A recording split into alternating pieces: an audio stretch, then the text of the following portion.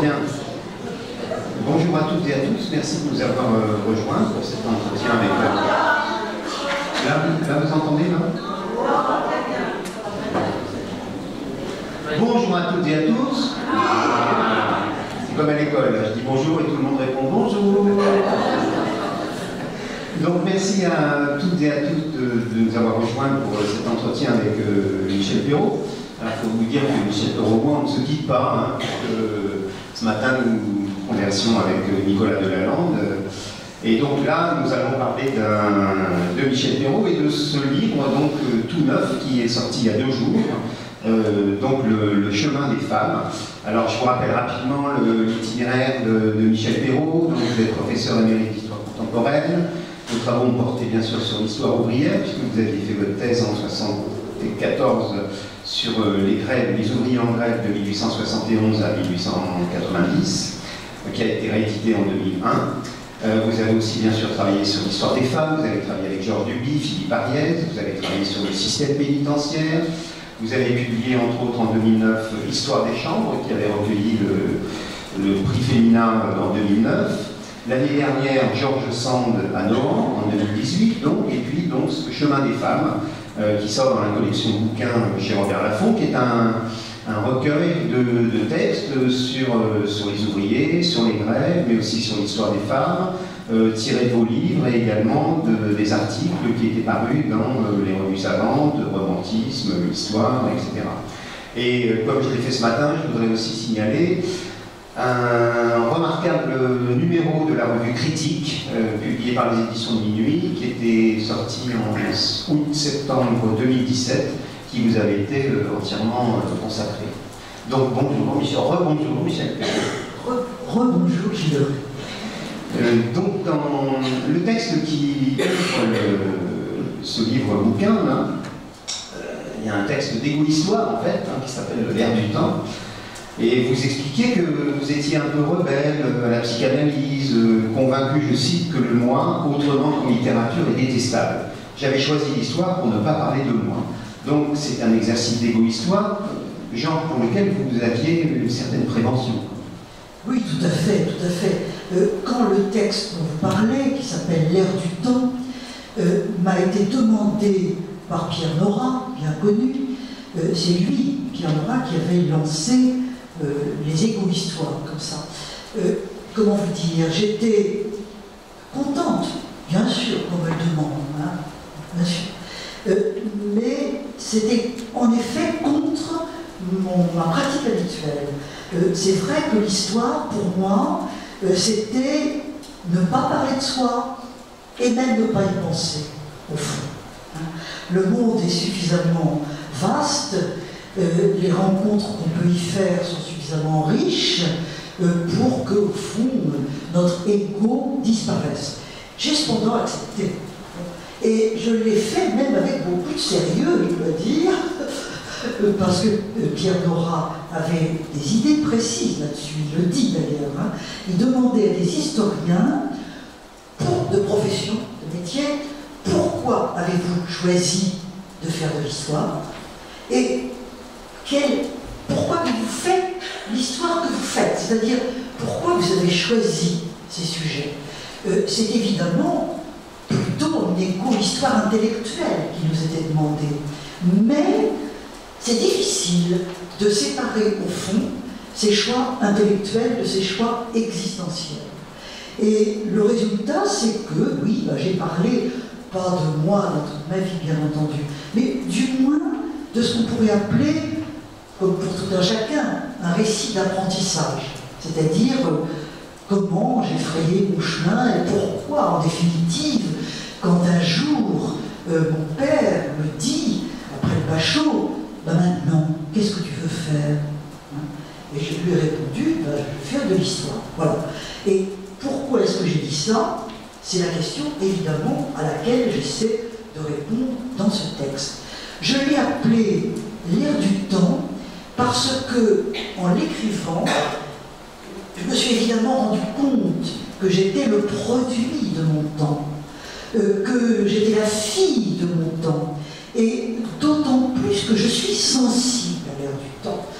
c'est quelque chose qui m'intéresse, qui me traverse, et par conséquent, d'une certaine manière, écrire mon histoire, c'était aussi écrire l'histoire d'une enfant, d'une petite fille, d'une jeune fille. Je ne vais pas beaucoup plus loin que le mariage, et voilà. Non, puis, dans ce texte, il y a des scènes, j'allais dire, inaugurales. Quand vous étiez toute petite, vous avez vu les grèves de 36, donc notamment les femmes qui faisaient grève. Quand vous étiez au cours Bossuet, alors ça, je l'ai appris, de l'autre côté, il y avait encore l'ancienne prison Saint-Lazare. Donc, il y avait les femmes prisonnières et il y avait le système pénitentiaire, en quelque sorte. Donc, ce sont des scènes qui vous ont marqué et d'une certaine façon, on les retrouve dans vos travaux ultérieurs. Oui, ce sont des scènes qui m'ont marqué, et bien entendu, ensuite, à partir du moment où je les ai écrites, elles sont devenues, au fond, ce que Proust ou d'autres, je ne sais plus, appellent les souvenirs écrans. Hein, c'est-à-dire que c'est, à partir de ce moment-là, bah, ça y est, le souvenir est là, il est fixé, en quelque sorte. Juste un mot sur ces deux scènes que vous avez évoquées. Nous habitions, mon père était négociant en cuir, il vendait du cuir en gros.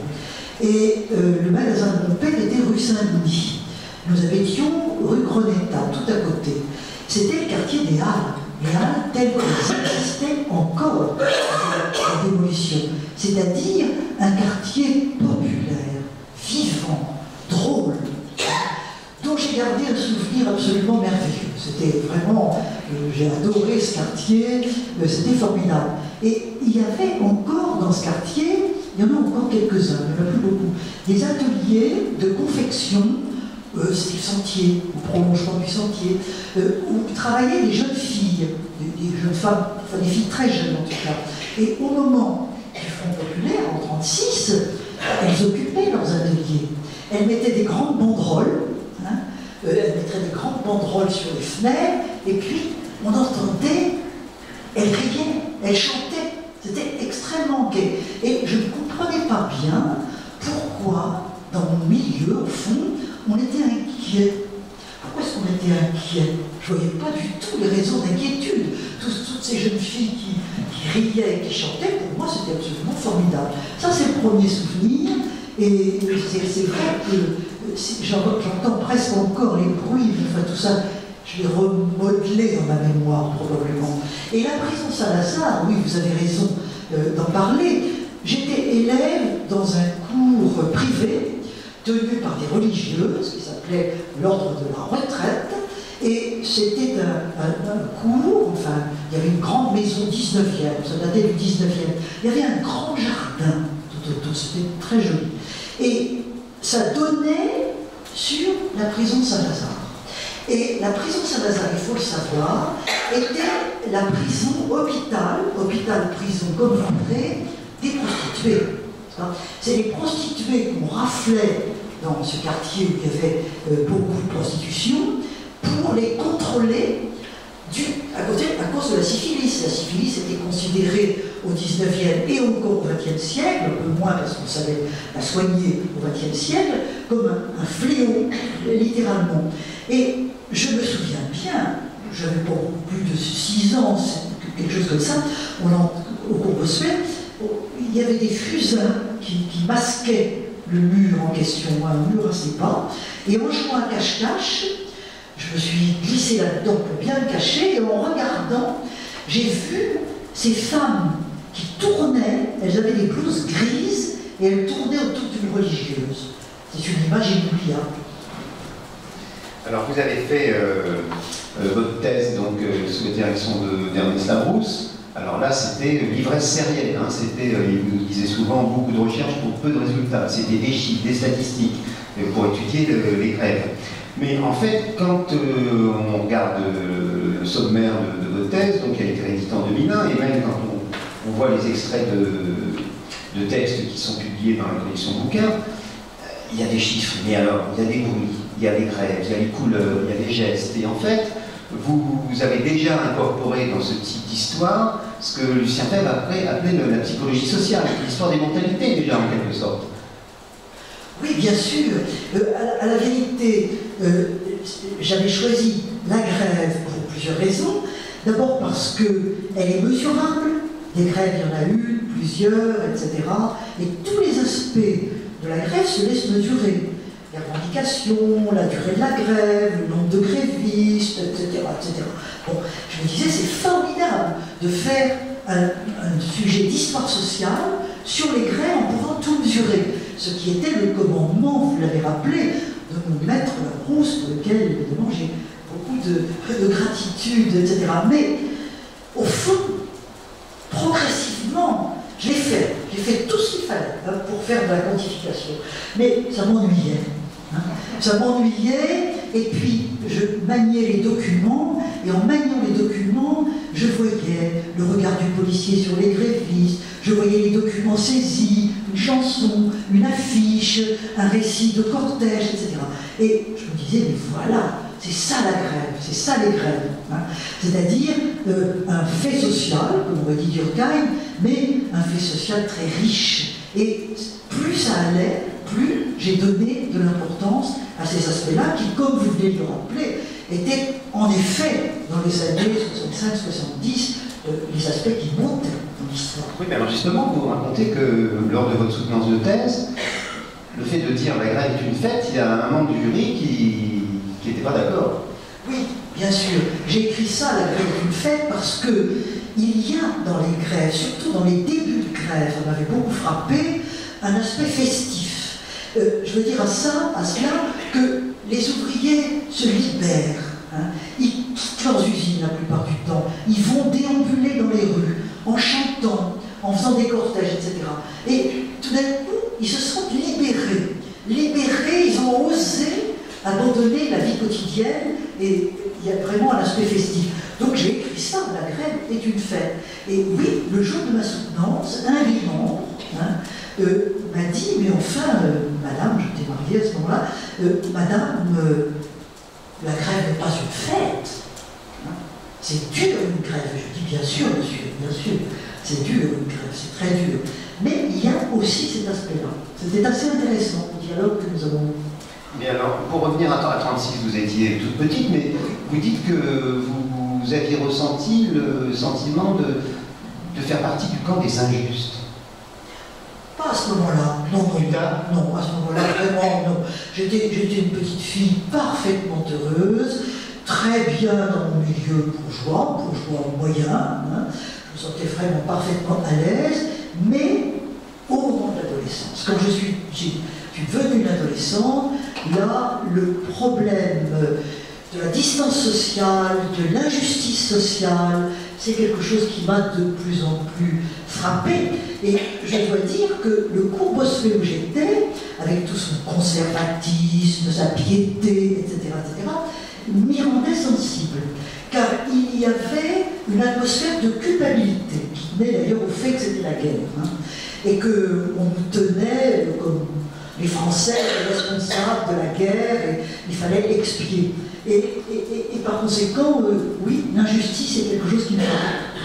Alors, donc vous l'avez soutenu en 1900, non, vous l'avez soutenu en 71, et ça a été publié en 74, et donc vous l'avez écrit en partie pendant 1968. Et vous parlez d'obsession de la classe ouvrière à cette époque-là, d'une histoire scientifique. Prendre la classe ouvrière pour objet de nos recherches nous semblait la meilleure façon de la rejoindre, notre manière à nous d'aller au peuple, en même temps qu'au présent. Cette histoire, à vrai dire, était périlleuse, encombrée de légendes dorées, de passions adverses. La tentation de la géographie, de l'anathème et du lyrisme en ce domaine sévit toujours. Nous refusions les facilités de l'épopée et les fausses certitudes du système jdanovien. Voilà, il y en a qui ont dressé l'oreille.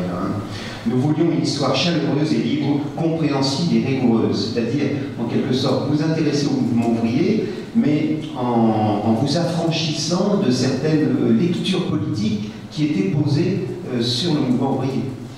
Oui, absolument.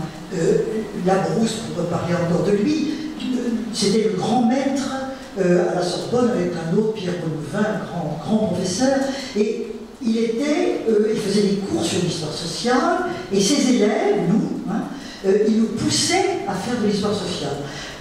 Et il disait, la classe ouvrière a droit à son histoire, et à son histoire bataille, même, disait-il. Mais d'un autre côté, c'était un homme rigoureux, qui refusait absolument le discours du Parti communiste, par exemple.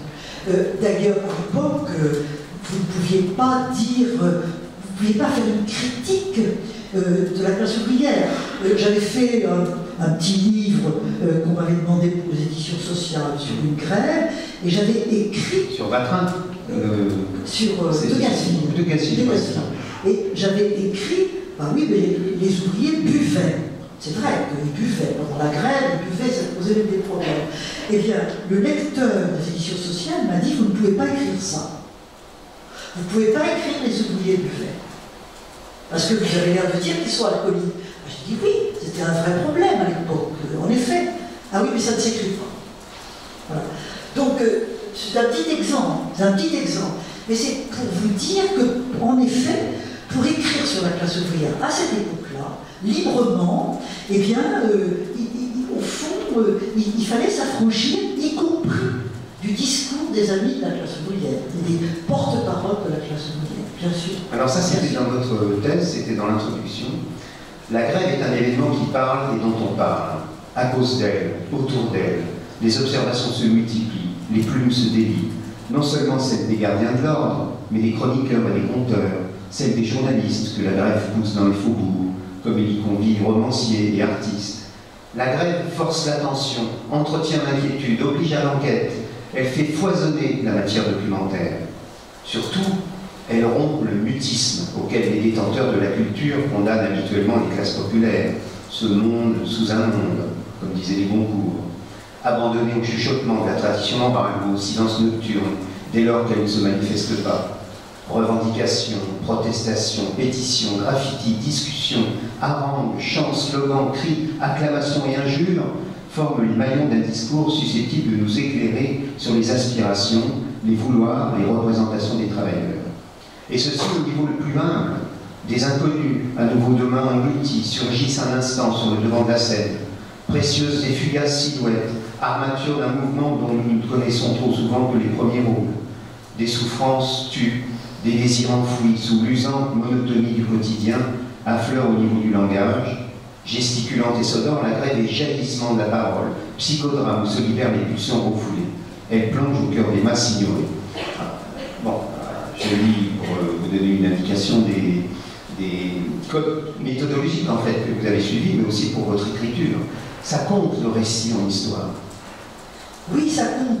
L'écriture de l'histoire, on pourrait en parler longtemps, ça pose problème. Hein. L'historien n'est pas un romancier. Je regrette de ne pas être une romancière. Hein. La vérité, j'ai beaucoup de regrets de ce point de vue-là. Bon. Mais un historien, il fait ses recherches, il a ses documents, il a ses piles de documents, etc. Et il faut qu'il traduise tout ça dans un langage. Et dans un langage qui soit le plus lisible possible, le plus attractif possible, mais en même temps en respectant les sources. Voilà. Et je trouve que c'est difficile, en même temps c'est très intéressant, mais ça pose un vrai problème de l'écriture historique. Oui, mais là, récemment, les éditions Gallimard ont publié une pléiade de Georges Duby, donc avec lequel vous avez travaillé.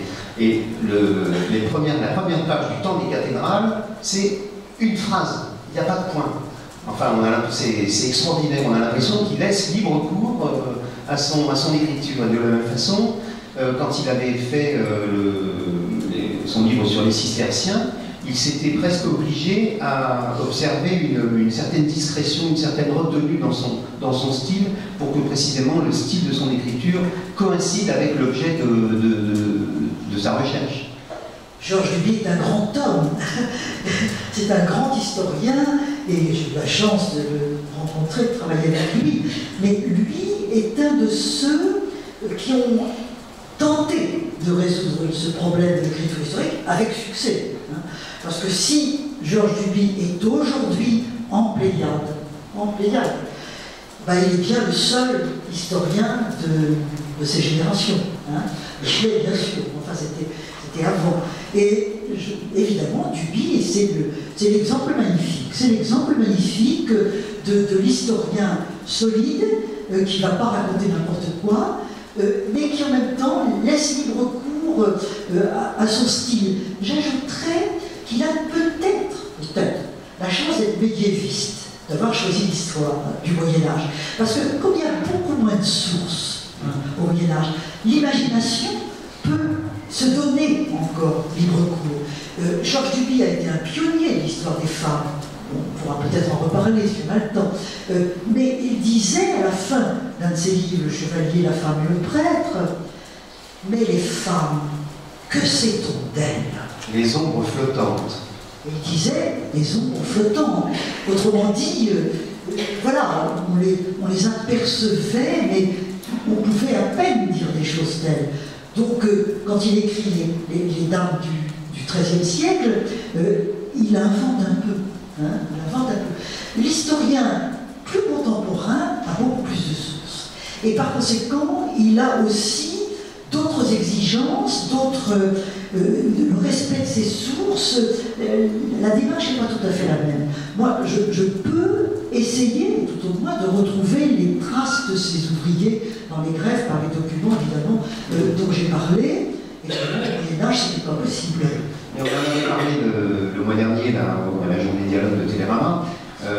On parlait du Duby et donc la bataille de Bouvines. Donc il était question qu'il adapte le film, le texte pour un film avec Serge July. Et au dernier moment, il ne l'a pas fait parce qu'il a dit voilà, je ne peux pas comprendre, je ne sais pas quel était le geste d'une femme du XIIe siècle, comment elle se coiffait, etc. Donc lui qui parlait souvent des assises matérielles, c'est-à-dire des sources fiables de l'histoire médiévale, ne pouvait pas aller au-delà. Vous, en revanche, par exemple, quand il y a eu vous avez retrouvé le journal de Lucie Beau, cette ouvrière de la soie, en 1906, il y a eu une adaptation faite par Gérard Mordia. Mais au-delà des phrases qu'elle écrivait, elle commence par « je » et ensuite elle dit « nous », donc on sent qu'il y a une prise de conscience politique. Vous pouvez aller un petit peu au-delà, essayer d'imaginer quelle était sa vie, quel était son comportement quand elle rentrait dans une assemblée d'hommes, etc. On peut, d'une certaine manière, par exemple, j'ai retrouvé un congrès de l'industrie textile où elle était déléguée, et ce congrès, c'est une sténographie de ce qui s'est passé, avec les gestes des gens, quand elle veut prendre la parole, on lui dit non, non, non, chère Madame Lucie Beau, tout à l'heure, et en fait, on ne lui donnera jamais la parole. Elle est rentrée complètement stupéfaite de cela. Donc, vous voyez, là, on peut, à cause de ces sources, et le syndicalisme de Lalande, avec Nicolas Lalande, on en a parlé ce matin, était à cette époque-là très producteur d'écrits. Bon, c'est un exemple. De même, comme je sais qu'elle a été dans une école libre de religieuse, j'ai pu retrouver des éléments sur l'école qu'il y avait dans la commune où elle était, etc. etc. Donc, oui, c'est le contemporain qui est riche en sources, incontestablement. Et donc, on peut essayer d'aller plus loin. Maintenant, avec Gérard Mordia, au fond, nous avons eu, non pas un problème, c'est pas du tout ce que je veux dire, mais Gérard, lui, il imagine Lucie, bien entendu. Il imagine différente probablement de ce qu'elle était. Par exemple, il a choisi Virginie Ledoyen, jolie femme, qui incarne à merveille, je trouve, Lucie Beau. Je ne suis pas sûre que Lucie Beau ressemblait à Virginie Ledoyen. Vous voyez ce que je veux dire? Et même, il n'y a aucune source iconographique. Comment? Il n'y a aucune source iconographique sur elle. Ah, écoutez, le petit-fils, c'est très compliqué de vous raconter ça, en 2 mots. Gérard Minga, qui est un instituteur avec lequel j'ai travaillé pour Lucie Beau, a retrouvé le petit-fils de Lucie Beau, très âgé. Il est mort d'ailleurs peu de temps après. Et il avait, ce petit-fils, sorti d'un tiroir. Il disait, cette grand-mère, mais je ne la connais pas, je ne l'ai pas connue. Enfin, je ne sais pas ce qu'elle a fait, vous m'étonnez en me racontant tout ce qu'elle a fait. Puis tout d'un coup, il dit, peut-être que j'ai une photo d'elle. Et il sort une photo qui montre à Gérard Minga, lequel me la montre après. Et je dois vous dire que j'étais un peu déçue. Pourquoi? Parce que moi, j'imaginais Lucie qui avait 35 ans, 36 ans, à peu près, au moment de ses grèves, elle paraissait beaucoup plus sur cette photo, ce qui n'est pas étonnant d'ailleurs. Elle était un peu forte, enfin. Et je suis ravie que Virginie Ledoyen incarne Lucie Beau. Au fond, pour moi, elle est devenue un peu Lucie Beau. Donc là, on voit les problèmes qu'on peut avoir entre l'imaginaire, l'image et ce qu'on fait. Gérard Mordillat, il est cinéaste, il a tous les droits. Hein, il ne prétend pas véritablement faire l'histoire. Il dit qu'il s'est inspiré de mon livre, d'accord. Mais il imagine une histoire d'amour entre Lucie et Oda, qui était un militant, en effet, tout à fait identifié. Je ne sais pas du tout s'il y avait cette histoire d'amour. Elle est plausible. Elle est plausible. Hein, mais j'en sais rien. Mais je suis très contente que Gérard Mordillat ait donné une autre vie à Lucie.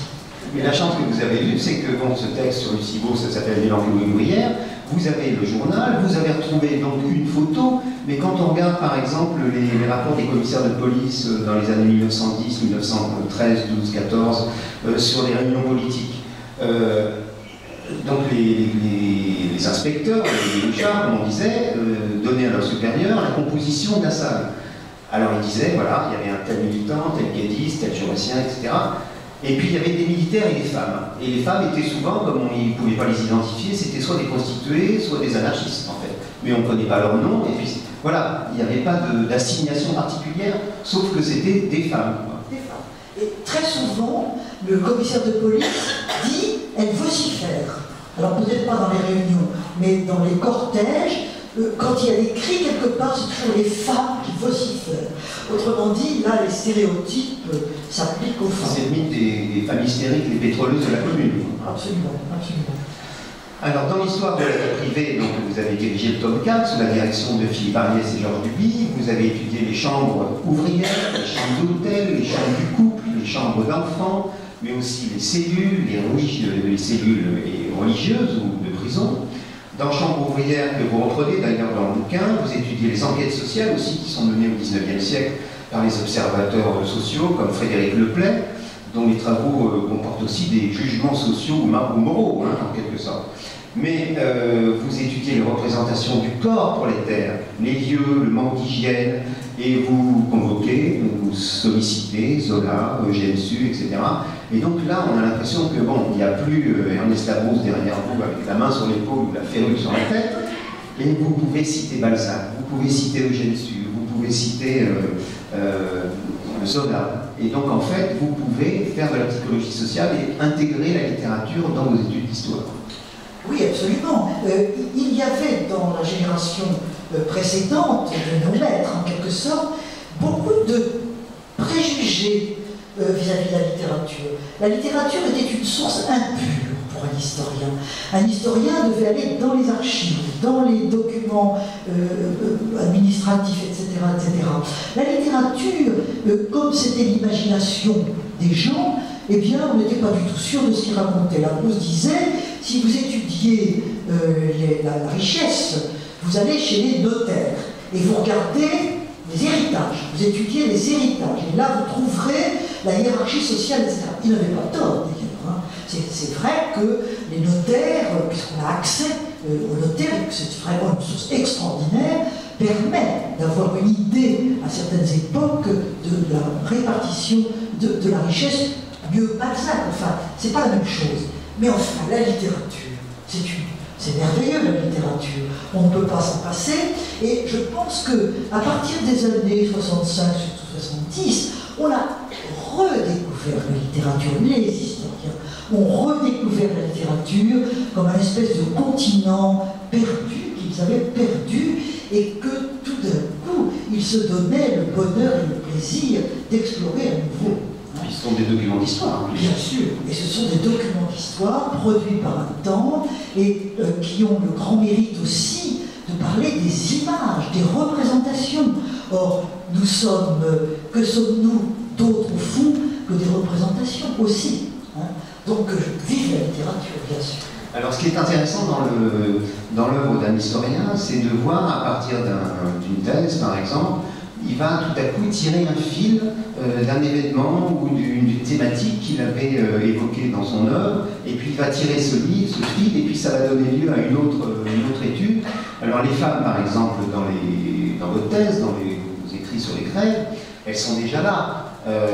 Donc vous expliquez expliquait qu'il y avait à peu près 30% de la population industrielle active, donc c'était les femmes. Elles travaillaient dans le textile, dans les industries chimiques, etc. Vous rappelez quand même les conditions de travail, les fileuses de soie d'Annonay ou dans l'Hérault, qui travaillaient de 5 h du matin à 7 h du soir, et elles ont fait grève pour demander à ne travailler que de 6 h du matin à 18 h en 1874. Hein. Les textes des observateurs sociaux sur les femmes, je pense par exemple au texte qu'avait écrit Villermé. C'est assez troublant quand même, parce qu'il va faire des enquêtes sur les femmes qui travaillent dans l'industrie du textile, mais alors il raconte que voilà, elles ont la blouse qui colle à leur poitrine, etc. Enfin, il y a des fantasmes masculins en fait qui viennent s'agréger à une observation sociale. Et puis, ce qui est intéressant aussi, c'est de voir que les femmes, elles sont suspectées, par exemple, de faire baisser les salaires. Hein. Et ça, c'est un thème qu'on va retrouver jusque chez les radicaux sous la 4e République. Là, les femmes, elles sont trop sous l'emprise du clergé. Voilà. Donc, à partir des conditions de travail, de la façon dont elles revendiquent, etc., il y a toujours une opacité politique qui pèse sur elles. Bien sûr, il y a une domination masculine générale, hein, que nous avons redécouvert et étudié depuis, disons, un demi-siècle en quelque sorte. Hein, et cette domination masculine, elle existe dans toutes les classes. Hein. C'est pas parce que la classe ouvrière est la classe ouvrière qu'elle traite mieux les femmes. Pas du tout. Pas du tout. Il y a une véritable domination masculine dans la classe ouvrière, c'est évident. Quand on le regarde. Et quand j'ai écrit ma thèse, je ne m'en rendais pas compte. Par exemple, les ouvrières faisaient 30% de la population industrielle et 6% seulement des grèves. Et j'ai tendance à dire, et quand je me relis, je me critique naturellement, de penser que c'était la soumission des femmes qui faisait qu'elles ne faisaient pas grève. Ben non, c'était beaucoup plus compliqué que ça. Elles étaient jeunes, elles étaient... car les ouvriers considéraient que les ouvrières... Ouvrières, c'était temporaire. Voilà. On était ouvrières de 12 ans à l'âge du mariage du premier enfant, et après on rentrait à la maison pour être une bonne ménagère. Et c'est vrai que les ouvriers avaient besoin d'une bonne ménagère à la maison. C'était vital pour eux. Mais du coup, cette ouvrière, ce n'était pas une situation pour une femme. Conclusion, il n'y a pas d'identité féminine ouvrière au XIXe siècle. Et si elle ne faisait pas grève, c'est qu'on considérait que la grève, c'était un acte viril. La grève, c'est les hommes. Les hommes sont les ouvriers, les travailleurs, c'est à eux de défendre leurs droits, etc. Et les femmes, si elles font grève, on leur dit, écoute, non, non, alors là, non. Hein. Et surtout quand elles sont jeunes, les parents attendent le salaire des petites jeunes filles placées dans les tissus, ils disent surtout pas, ma fille, tu continues à travailler. Donc c'était très compliqué pour le faire. J'avais bien ri en lisant une partie de votre thèse, là. Vous expliquez que la plupart des armes utilisées par les grévistes, quand il y avait des grèves, donc c'était pas des armes traditionnelles comme des pistolets, etc. C'était des armes, donc des outils de travail. Hein. Donc par exemple le compas pour les charpentiers, la laine pour les cordonniers, alors c'est pas violent, on dit, mais à un moment, en 1891, il y a quand même des femmes qui courent après un surveillant avec une paire de ciseaux pour le châtrer. Donc, hein, bon, c'est pas violent. Elles ne le font pas. Je signale que dans le film de Gérard Mordillat, elles le font. Il y a une ouvrière qui, harcelée par le patron, se venge en lui coupant ce qu'on imagine. Et oui, mais j'ai dit à Gérard Mordillat, c'est votre imagination, ça, parce que ça n'a pas existé. Hein. Ça n'existe que chez Zola. Hein. La Maheude, chez Zola, elle châtre l'ingénieur. Mais c'est la littérature. La littérature. Oui, mais bon, sur l'histoire des femmes encore, enfin ça c'était une histoire personnelle, vous racontez que quand vous étiez enseignante à Caen, donc, hein, vous vous êtes fait réprimander parce que vous couriez dans la rue.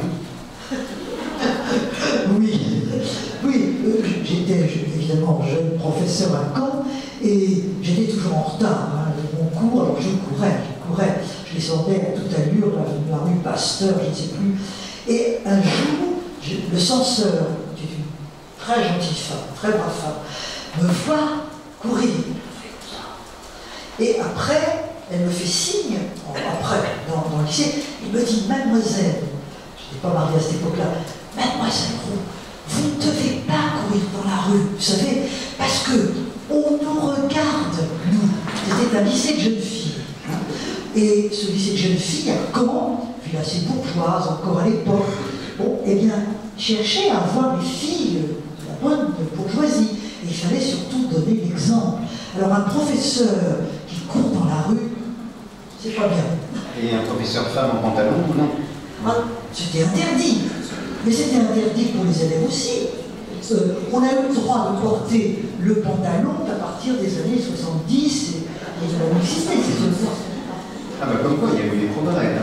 Ah oui, incontestable. Le mois prochain, bon, il va y avoir pas mal de parutions, d'articles sur la chute du mur, donc la chute du mur de Berlin en 89, donc en novembre 89. Est-ce que c'est un moment historique dont vous gardez le souvenir? Comment vous l'avez vécu, ça? Oh bah, pour moi c'était hier. Oui, c'est extraordinaire, absolument. Je l'ai vécu comme une extraordinaire libération, avec peut-être des illusions d'ailleurs, ça bien entendu. Mais ce mur qui s'effondre, cette Europe qui va se créer, hein, j'étais très européenne, tout à fait. Je trouve ça magnifique. Et ces gens qui peuvent enfin aller où ils veulent, retrouver leurs parents, leurs amis, oui, j'ai trouvé ça formidable. Oui, et le mouvement MeToo qui a éclaté il y a 2 ans, la parole des femmes qui se libèrent sur le harcèlement sexuel, etc. Tous les articles, en fait, bon, la réalité qui se révèle, à savoir les féminicides, les femmes battues, etc. Est-ce que vous avez l'impression qu'on vit une époque charnière en ce moment? Toutes les époques sont charnières, donc je me serais réservé sur ce mot-là. Mais puisque vous me posez la question MeToo, féminicide, MeToo c'est très important, je crois. Et j'ai pensé tout de suite que c'était une forme de protestation des femmes. Attention, c'est mon corps, je ne veux plus, hein, je n'en veux plus, je ne veux plus de vos mains sur moi, je suis libre. Ceci dit, j'ai pensé tout de suite, alors il y a 2 choses. D'une part, la généralisation du mouvement, c'est quelque chose de très nouveau, mais c'est quelque chose qui est lié aux nouveaux moyens de communication, les réseaux sociaux, etc.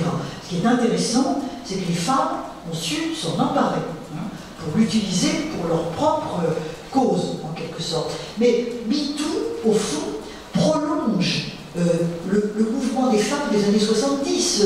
Quand les femmes des années 70 se battent pour le droit à l'avortement et l'accès à la contraception, qui certes était permis depuis la loi 67, mais qui était très peu répandu, qu'est-ce qu'elles disent? Notre corps, nous-mêmes. Our body, ourselves. C'était la fameuse formule américaine, tout de suite traduite en français, bien sûr, notre corps, nous-mêmes.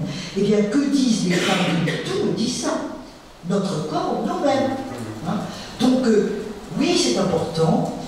C'est en même temps dans la prolongation d'une histoire. Alors, vous parlez du féminicide.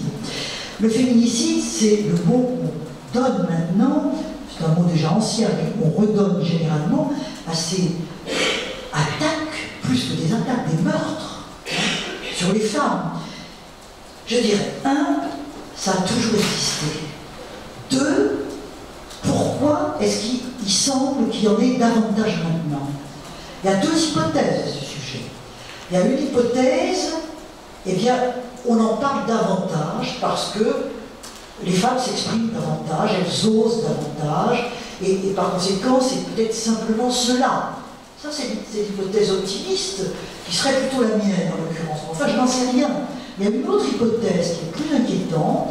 Est-ce que les hommes, qui se sentent au fond, dans nos sociétés, atteints dans leur domination, ils ont quand même perdu des choses, les hommes, maintenant, hein, d'une certaine manière. Ils ont gagné beaucoup de choses, je le crois. Hein. Mais dans leur pouvoir, ils ont perdu un certain nombre de choses. Et il est possible qu'il y ait une espèce de réaction brutale contre cette espèce d'émancipation des femmes. On l'a vu au Canada il y a une dizaine d'années, je ne sais plus le nom de cet homme qui a tué plusieurs femmes en disant « je hais les féministes, je les tue ». Et dernièrement encore, il y a eu encore un autre qui a dit à peu près la même chose. Donc oui, il est possible qu'il y ait dans le public et dans le privé une crispation des hommes qui se sentent dépossédés, qui ne savent plus très bien où ils sont d'ailleurs, et qui se traduisent par une violence contre les femmes. J'espère que cette hypothèse pessimiste n'est pas la bonne, mais enfin, on est obligé de la faire. Alors, il y a un historien que vous connaissez, c'est Georges Villarillo, il avait publié une histoire du viol, et il montrait bien que quand il y avait un viol, y compris au XIXe siècle, ben, la première victime c'était soit le père, soit le fiancé, soit le mari. C'est-à-dire qu'il était blessé que sa fille ou sa femme ait été violée. Et vous parlez des années 70, je me souviens tout gamin, il y avait un film qui s'appelait L'amour volé de Yannick Mellon. Et donc c'était l'histoire d'une jeune femme qui avait été violée, et son mari lui dit « Bon, ben voilà, écoute, c'est pas la peine d'en faire des tartines, c'est pas surtout, on va pas le dire, toi, ne le déclare pas ». Et c'est lors de la... Bon, elle porte plainte, il y a une reconstitution qui se passe en lisière d'une forêt, et lui, il assiste à la reconstitution en passant par la forêt. Et c'est là qu'il réalise à quel point le viol de sa femme a été une blessure irréparable. Tout à fait. Vous avez cité Georges Villarillo, qui est un grand historien, lui aussi un pionnier dans l'histoire des femmes, et un ami aussi. Et oui, pendant très longtemps, le viol était un déshonneur pour celle qui l'a subi et pour sa famille. D'où l'attitude que vous vous dites, ou bien on fait silence, on n'en parle pas, parce que c'est vraiment trop horrible, la famille est déshonorée, ou dans certaines sociétés, le mari ou le père va se venger. Hein. Il y a le fameux crime d'honneur, c'est-à-dire qu'on se venge, on tue, au fond, l'homme qui a violé parce qu'il a fait perdre l'honneur de la famille. Donc il y a toutes sortes de pratiques de réaction, tout ça, mais dans tout ça, dans tous les exemples que nous citons, il y avait un silence des femmes. Et ce qui est intéressant maintenant, aujourd'hui, c'est que les femmes osent dire. Et c'est très dur de dire ça, c'est très dur de dire.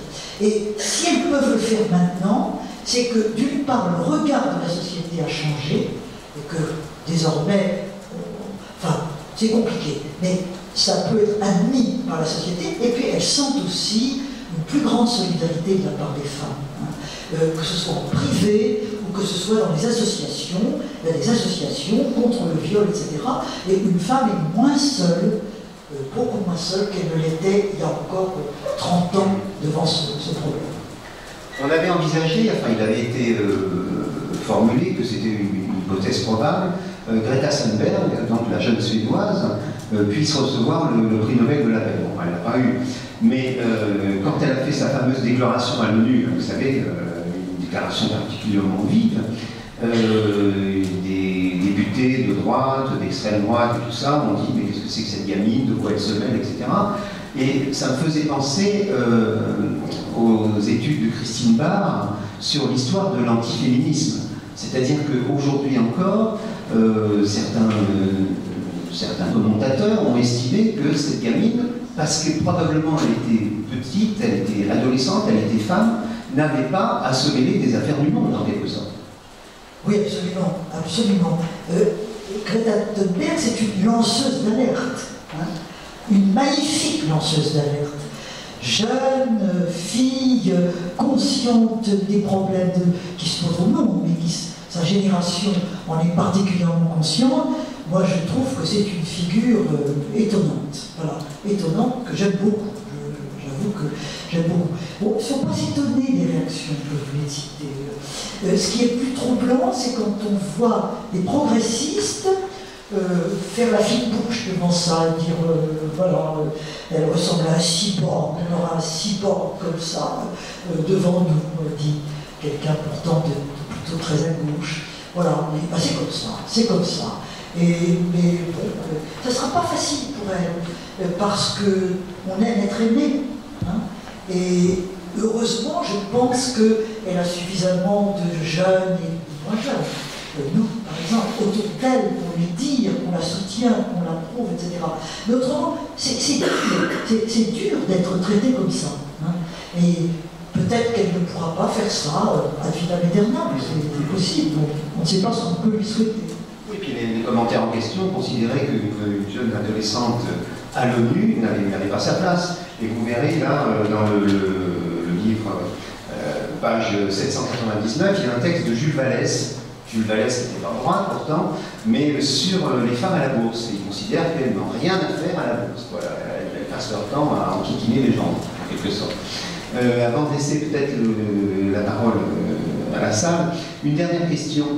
L'historienne que vous connaissez aussi, Anne-Marie Thiès, vient de sortir aux éditions Gallimard un très beau livre qui s'appelle La fabrique de l'écrivain national. Et donc elle explique que dans chaque nation, chaque pays, on a besoin d'un écrivain pour installer la légitimité d'une nation ou d'un pays. Et donc par exemple, en novembre prochain, l'écrivain qui va être panthéonisé, c'est Maurice Genevoix. Maurice Genevoix parce qu'il recueille tous les paramètres du consensus national. Hein. Sur la guerre de 14, bon, il y aura eu évidemment Barbus, mais Barbus, il a eu un passé communiste par la suite qui est bon écrivant. Enfin bon.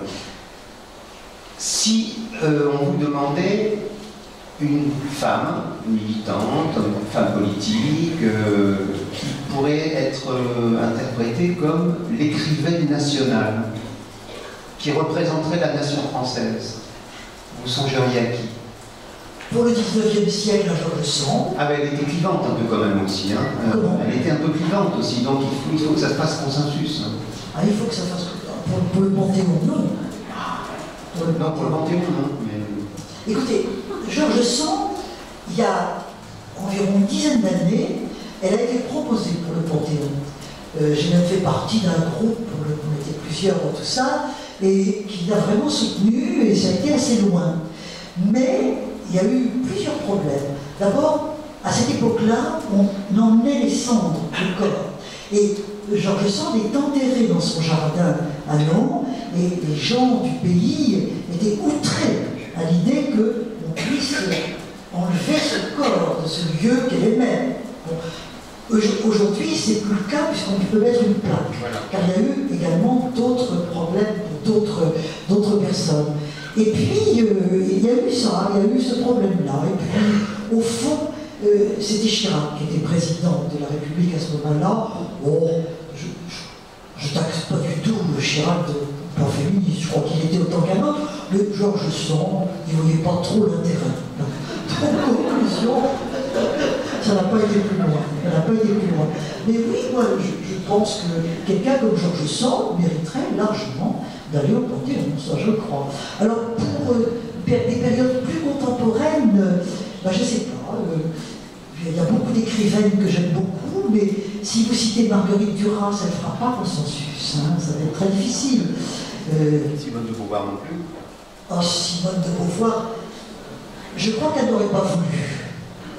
Simone de Beauvoir, moi, ce serait bien Simone de Beauvoir, moi j'aimerais bien, mais c'est pas le genre. C'est pas le genre. Claire Chazal, non? Oh, ben vous l'enterrez trop vite. Il y a un micro qui peut... Voilà. Est-ce que quelqu'un veut poser une question, faire une remarque, protester ou contester ou commenter?